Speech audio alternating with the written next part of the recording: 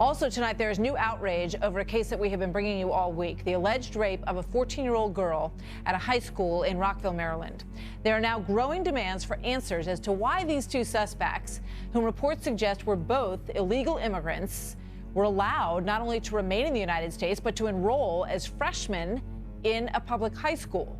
But even amid all the controversy surrounding this, some lawmakers there have been pushing legislation to make Maryland a sanctuary state. And in an exclusive television interview with us, the lawyer Andrew Jezik, who was rated as one of the top 100 Maryland attorneys by Super Lawyer magazine, described that first ever meeting with a man who has become a focal point over the immigration battle in the United States.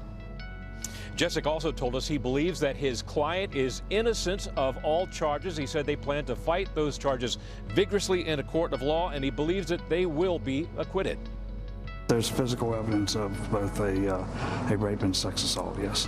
Very clear from the investigation that there was no consent in this whatsoever.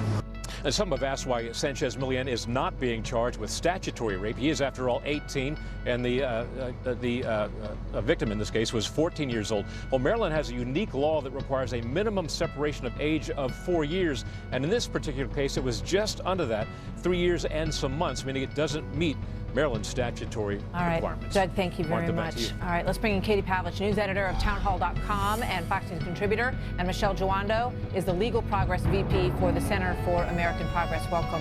Good to have both of you here tonight. Girls, I first have to say that the allegations of what happened are heinous. So we'll start there. But I will tell you, the U.S. Constitution prohibits the ability of anyone who would like to attend a public school. It prohibits, in a 1982 decision, Plyer v. Doe, from inquiring about your status, your immigration status, and allows everyone access to a public education. That is what our Constitution says.